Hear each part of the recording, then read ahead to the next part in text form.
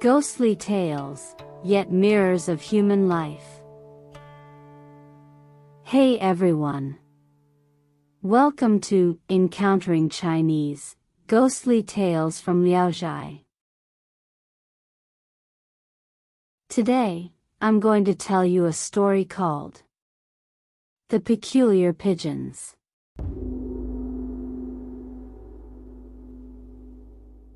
There are many species of pigeons.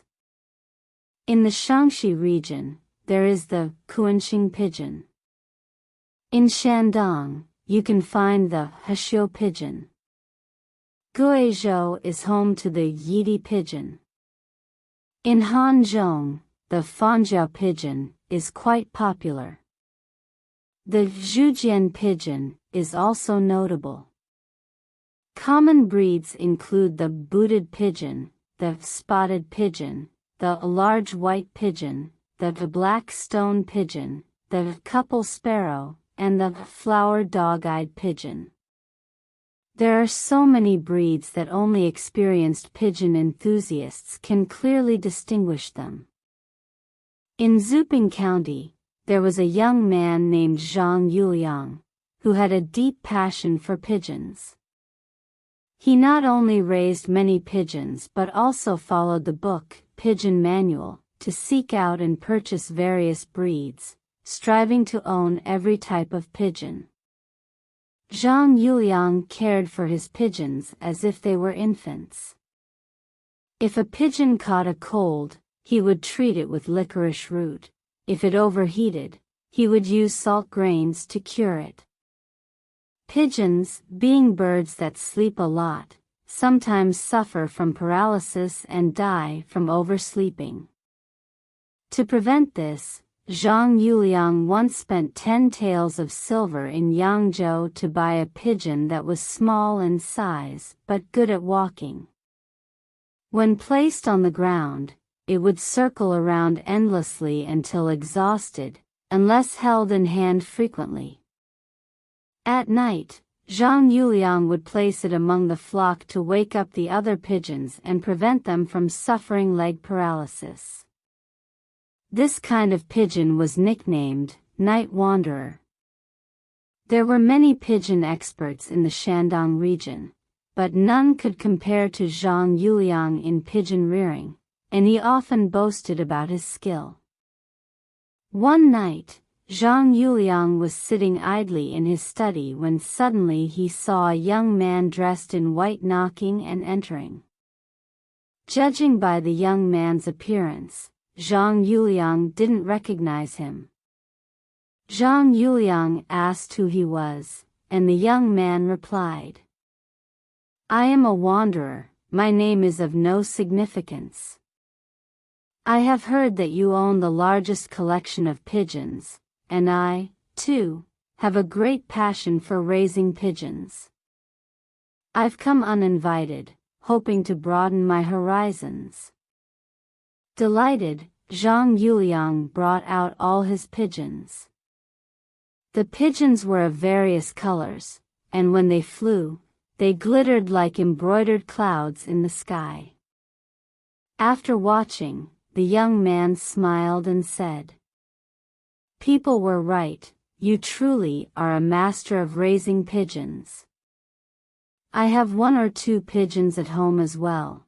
Would you be interested in seeing them?" Hearing this, Zhang Yuliang was thrilled and followed the young man out of the study. On the way, the moonlight was dim, and the surroundings were barren fields and old graves, giving a desolate impression. Zhang Yuliang began to feel suspicious and fearful.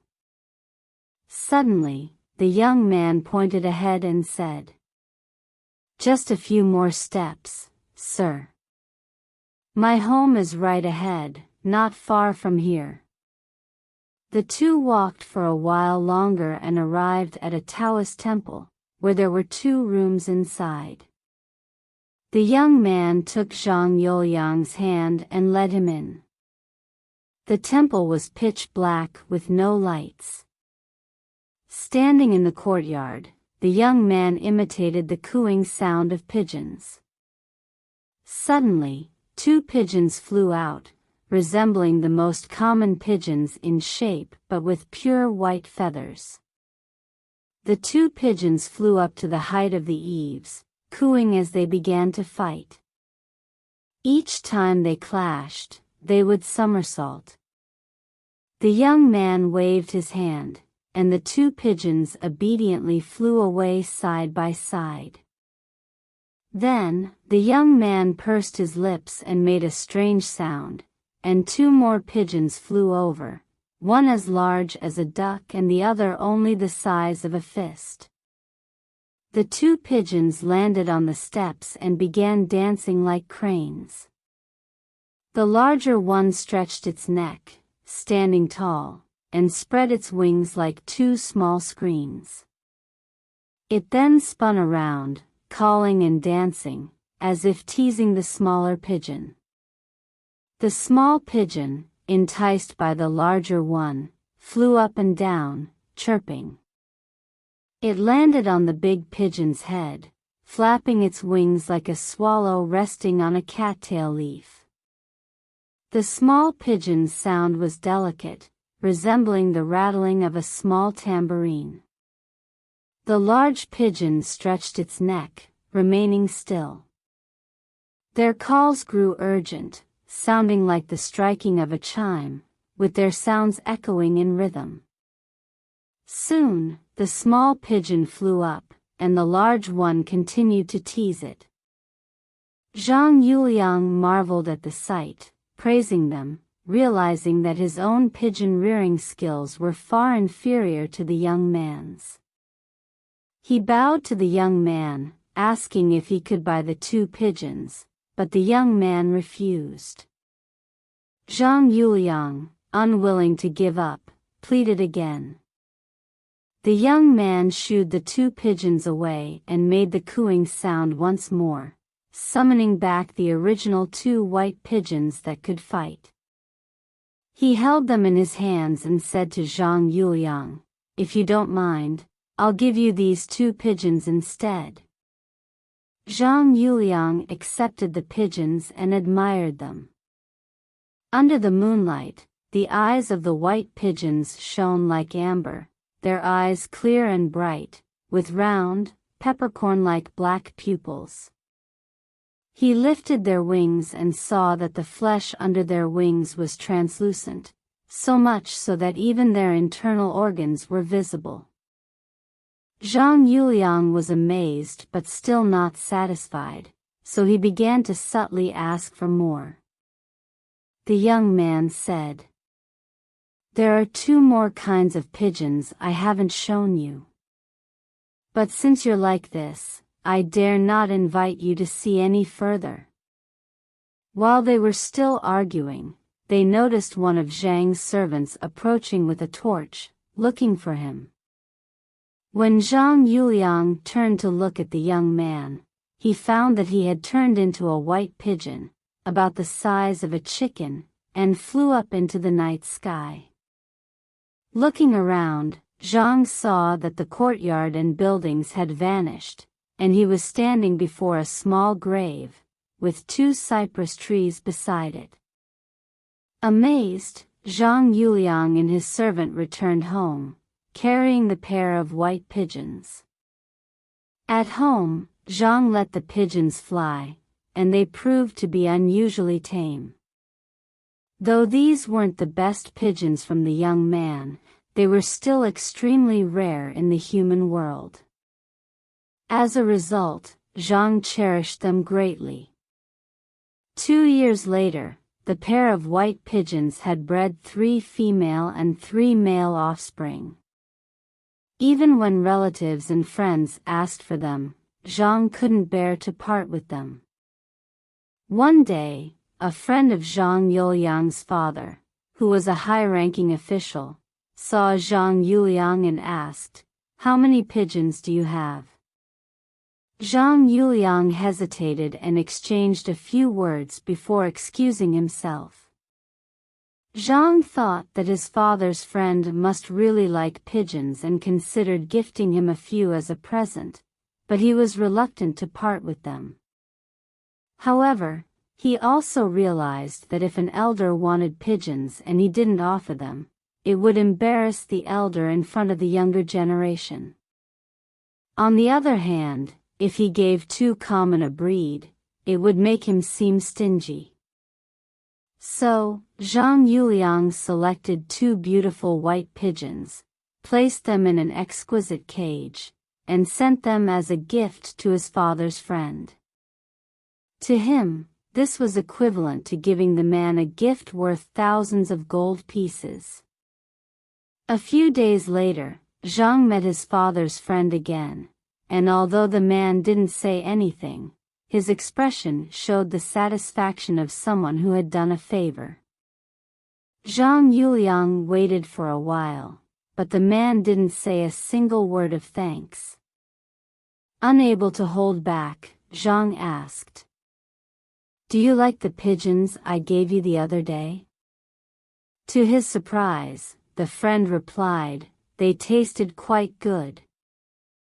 Shocked, Zhang exclaimed, "You cooked and ate them?" The man answered indifferently, "Yes." Horrified, Zhang cried. Those were not ordinary pigeons. They were the rare breed called Tartar pigeons. The friend smacked his lips, recalling the taste, and said, "But the flavor wasn't anything special." Zhang Yuliang was too regretful and heartbroken to speak, lowering his head as he walked home.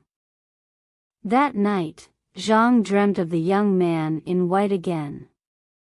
The young man scolded him, saying, "I entrusted my offspring to you, believing you would cherish them. But instead, they have met a tragic fate, cooked for no reason. Now, I will take my children and leave." After finishing his words, the young man transformed into a white pigeon, and Zhang saw that all of his own white pigeons followed, flying away while cooing as they disappeared into the sky. When Zhang awoke the next morning and went to check on his pigeons, he found that they were all gone. Feeling disheartened, he gave away the few ordinary pigeons he still had to his friends, and within a few days, he had given them all away.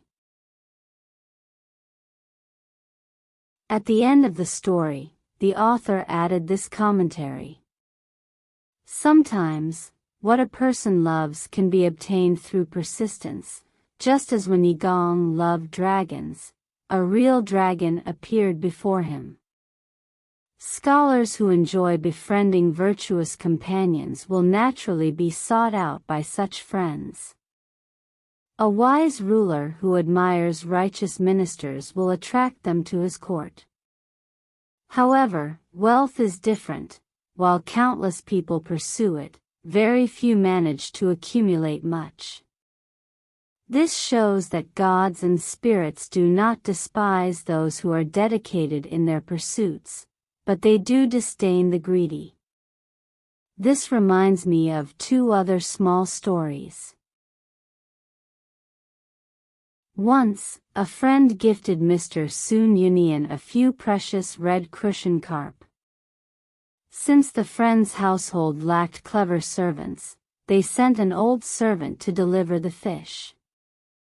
Upon arriving at Mr. Sun's residence, the old servant poured out the water, took out the fish, and even asked Mr. Sun's servant for a plate to lay the fish neatly before presenting them to Mr. Sun.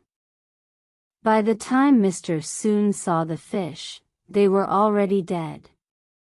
Mr. Sun merely smiled and said nothing, offering the old servant wine as a reward, and ordered the fish to be cooked for the servant to enjoy with the wine. When the servant returned, Mr. Sun's friend asked, "Was Mr. Sun pleased with the fish?" The old servant replied, "He was very pleased." The friend, finding this strange, asked, "How do you know?" The old servant said, "When Mr. Sun saw the fish, he smiled with joy. He immediately offered me wine and had the fish cooked as a reward for me. Mr. Soon's friend was startled, thinking, "Those fish were so rare, why would Mr. Soon cook them for the servant?" So he reprimanded the old servant, saying, "You must have been foolish and disrespectful, which is why Mr. Soon cooked the fish to humiliate me." The old servant raised his hands in defense and said, "I may be a bit foolish, but I am not without sense. I was very careful when delivering the fish to Mr. Soon. I was worried that if I left them in the bucket, they might jump and splash water on Mr. Soon, so I respectfully placed them on a plate before offering them to him. I thought I had done it very thoroughly." Upon hearing this, the friend was furious and scolded the old servant, explaining that those fish were meant for display, not to be eaten. There was also a monk at Lingyin Temple, famous for his mastery of tea-making. He had a fine collection of tea kettles and tea mortars, and he also had tea leaves of various grades. He would carefully choose which grade of tea to use based on the status of his guests. If they were not the most esteemed guests or experts in tea, he wouldn't serve them the highest grade tea. One day, a high-ranking official visited the temple. After respectfully greeting him, the monk took out the finest tea leaves and personally brewed a pot, hoping to earn the official's praise. However, the official drank the tea without saying a word. Perplexed, the monk then brought out his most treasured tea leaves, brewed them, and served them to the official. The official drank almost all of it, yet still said nothing.